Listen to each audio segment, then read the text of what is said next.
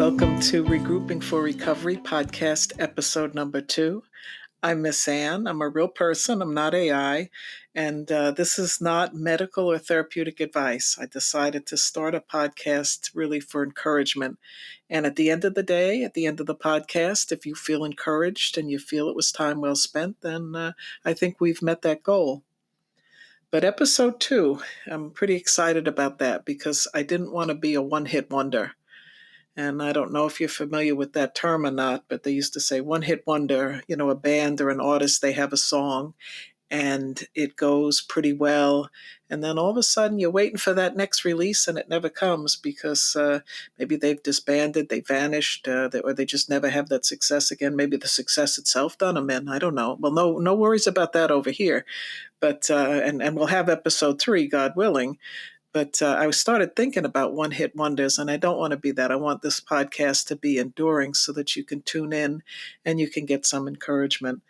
But as I was thinking about the one-hit wonders, I did what probably most people would do. I looked it up on Wikipedia, and I started looking up one-hit wonders in U.S. songs, and it's quite a list.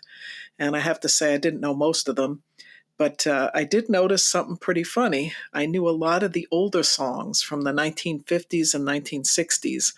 And I thought, of course, well, why would I know all these old songs? I certainly didn't remember when they came out. Why would I know these? And then I thought about it. It was all those late nights with TJ Lubinski on PBS. And you may know what I'm talking about. But I was thinking about what a great distraction technique. You know how sometimes you get in your head and you just have thoughts from the past that are bugging you, or you have things about the future that they're bugging you too. The past stuff, you're dredging up all that guilt and shame and guilt. That future stuff, future tripping, you start thinking about all the things you have to do, how you're going to manage, you feel overwhelmed, all that kind of stuff going on in your head. And sometimes you need to distract yourself and get out of it. And what better way than music and random song lists? And that was one way. One of the things I like to do, and folks that know me, they know I do that, and I want you to try this tonight. Let's say you can't sleep because your mind is busy tonight. Maybe you got one of those thought loops going, and you can't sleep, and you're thinking of all those things from the past. You're thinking of all that stuff that you got to do. Come up with a list. Lists work really, really well. And again, folks that know me, you know what I'm going to say here. I'm going to say start with American cities. Start with A, do 20 American cities beginning with A, and then you go on to B, and then you go on to C, and so on and so forth. Gets a little tricky around K and J and those letters, and I just skip I altogether. But anyway, you're making these lists, you're getting out of your head, and that's the key there. To stop the thoughts, stop feeding those thoughts, those harmful and negative thoughts, stop feeding them. Now, you don't have to do cities. You can do other lists. It's an endless category. You can do foods, you can do animals, movies, bands, boys and girls, names, cars, medical conditions, whatever you want. But the whole thing is to get out of your head. Hey, here's another one, a gratitude list. Start with A and go down. Something I'm grateful for, beginning with A, and then I go to B, and then I go to C. Whatever it is, get out of your head. You're chewing over negative ideas, the past stuff, the future stuff, and it's not helping you. It's not serving you right now. So you want to get out of your head, and that's a good relapse prevention technique too. Just to come up with distractions that you have your go-tos, so that when you start thinking those errant thoughts, you can get out of it right away and not entertain them. All right, let's do this. Let's breathe. I start and end all my groups and now all my podcasts with some deep breathing. So please indulge me in a little deep breathing and remember to use it throughout the day. So let's do this. Let's do our deep breathing. Let's take a nice deep breath in through the nose. Feel yourself filled with love and positive energy. Feel yourself getting stronger and stronger, and hold it, hold it, hold it. Push out all that negative energy, negative thoughts, negative feelings. Let them go, let them go, let them go. Our next one. Take a nice deep breath in. Feel yourself filled with love and positive energy. Feel yourself getting stronger and stronger, and hold it, hold it, hold it. Push out all that negative energy, negative thoughts, negative feelings, woulda, coulda, shouldas. Let them go, let them go, let them go. Our next one, take a nice deep breath in. Feel yourself filled with love and positive energy. Feel yourself getting stronger and stronger, and hold it, hold it, hold it. Push out all that negative energy, negative thoughts, negative feelings, woulda, coulda, shoulda, shame, we've lost, pain, doubt. Push it all out. Our last one, take a nice deep breath in. Feel yourself filled with love and positive energy. Feel yourself getting stronger and stronger, and hold it, hold it, hold it. Push out all that negative energy, negative thoughts, negative feelings. Let them go, let them go, let them go. And please do this throughout the day. Use your deep breathing. Use your deep breathing just to have those mindful minutes just throughout the day, just to be present, just focused on your breathing. If a thought should bubble up, put it on a mental notepad or keep it for later, or just notice it. Say, hey, that's an interesting thought I'm having, but don't act on it. Just let it go and just focus on your breathing. And holding the breath, that's what slows down the heart rate and sends that signal to your brain, hey, there's no big emergency out there if we're standing here doing our deep breathing. So it's a nice calming technique, so please do that. Well, what I wanted to talk about tonight is some myths about addiction. And the biggest myth that I see, there's lots of myths out there. You can read a bunch online and just ask somebody; they'll share them with you. But one of the biggest myths that we don't talk about very much is that when you go to treatment, when you go to rehab, that people think you're going to be cured or fixed, and that's a myth. People think everything's the same. You just don't happen to use anymore.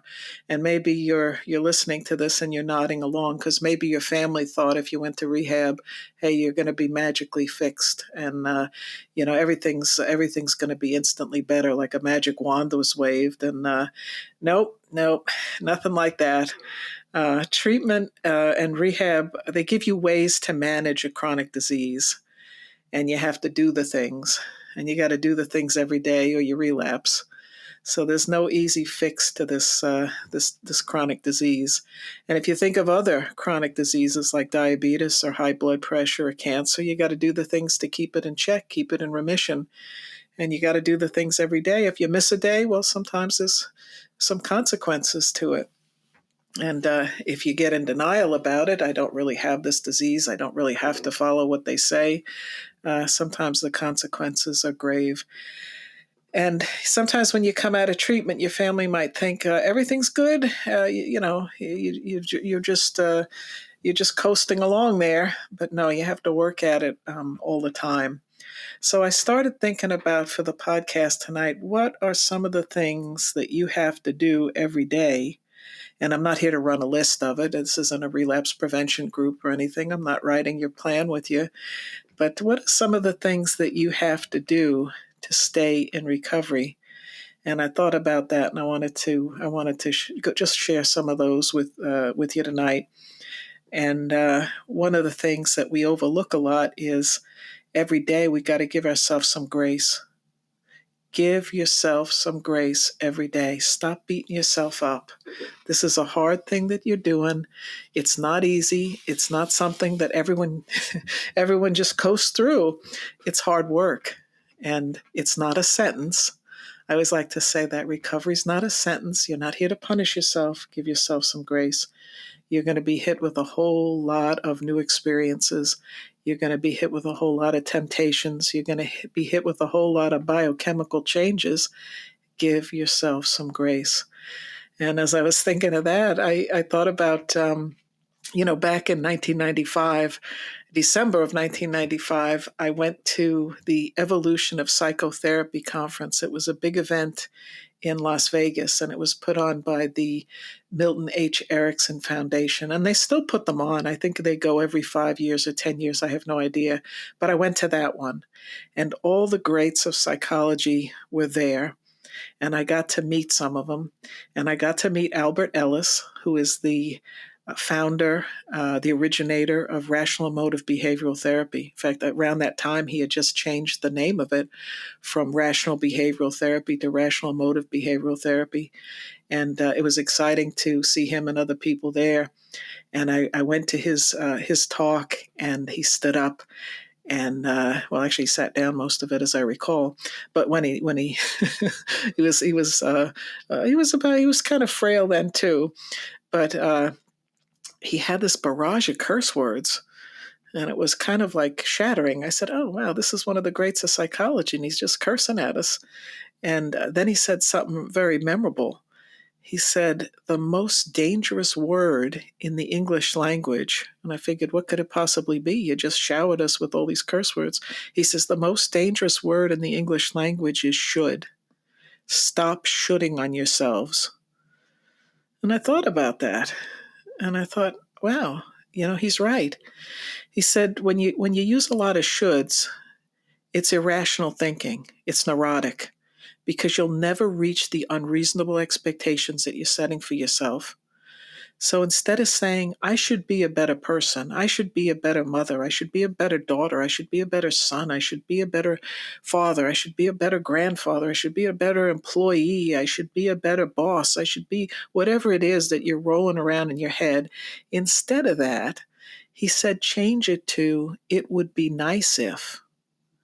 So I use that right there. It would be nice if I were a better employee, but I'm doing the best I can. The standard is do the best you can, not 100%.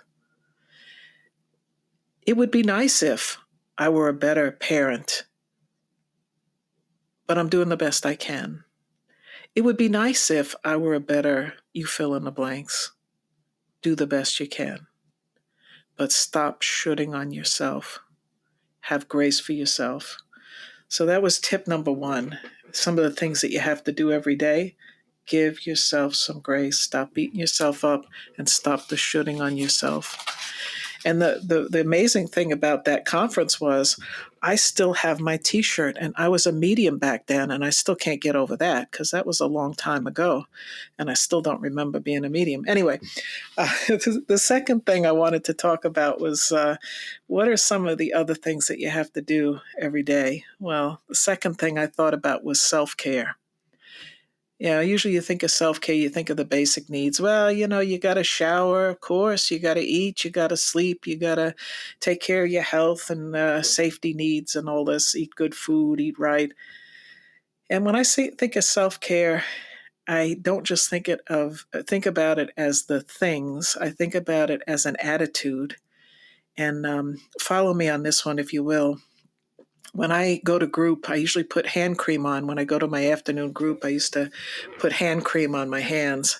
And I'd go into group and I'd say, "I just put my fancy hand cream on." And I said, "Why do you think I did that?"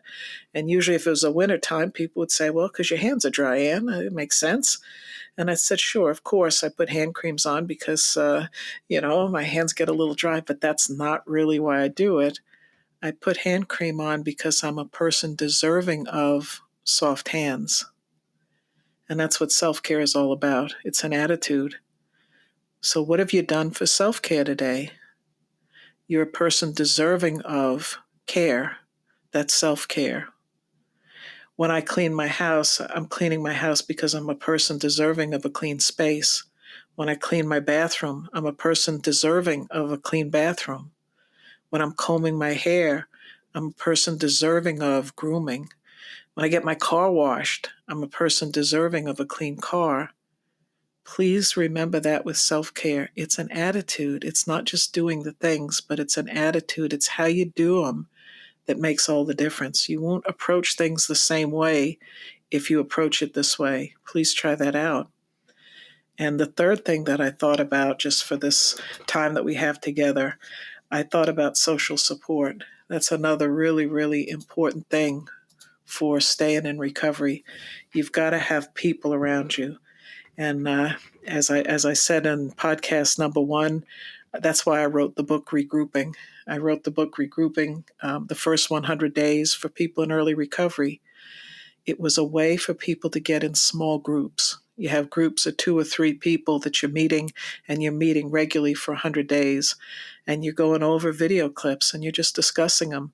And you're not going to be the same after that experience because you will have developed really, really deep connections going through those discussion points.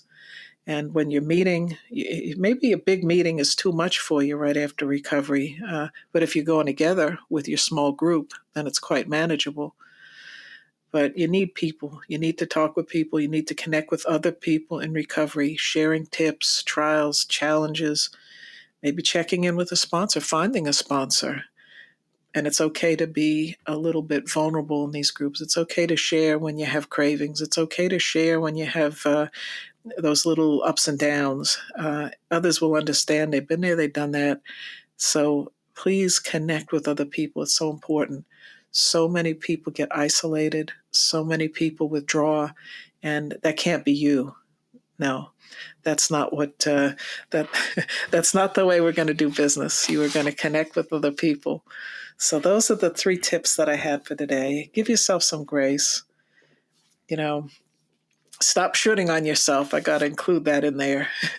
Do your self-care and approach it with the attitude of being a person that's deserving of self-care. And then social support, connect with other people. Those are our little tips for today. And of course, do your deep breathing throughout the day. We're getting ready for some deep breathing. If you were with me, I'd say, let's do a power pose. So if you know Tony Robbins, I don't know him, but if you've watched any of his things, sometimes he'll say, let's do a power pose. And I would be standing with my hands on my hips. And he says, if you do that for about 2 minutes, you're going to feel more confident. So try that out. If you're listening tonight, just try a power pose when you're doing your deep breathing. That's what I'm doing as I'm podcasting tonight.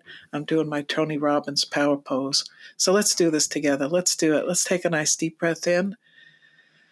Feel yourself filled with love and positive energy. Feel yourself getting stronger and stronger, and hold it, hold it, hold it. Push out all that negative energy, negative thoughts, negative feelings. Let them go, let them go, let them go. Our next one, take a nice deep breath in. Feel yourself filled with love and positive energy. Feel yourself getting stronger and stronger, and hold it, hold it, hold it. Push out all that negative energy, negative thoughts, negative feelings, woulda, coulda, shouldas. Let them go, let them go, let them go. Our next one, take a nice deep breath in. Feel yourself filled with love and positive energy. Feel yourself getting stronger and stronger, and hold it, hold it, hold it. Push out all that negative energy, negative thoughts, negative feelings, woulda, coulda, shoulda, shame, grief, loss, pain, doubt. Push it all out. Our last one. Take a nice deep breath in. Feel yourself filled with love and positive energy. Feel yourself getting stronger and stronger, and hold it, hold it, hold it. Push out all that negative energy, negative thoughts, negative feelings. Let them go, let them go, let them go. Let's send a silent intention of peace and love to your family and friends tonight. I'm sending one to you. And please send a silent intention of peace and love to somebody who might be struggling tonight. This is Miss Ann. I'm wrapping up episode number 2. I hope it was time well spent. Now please go do the things and have some grace for yourself. Thank you.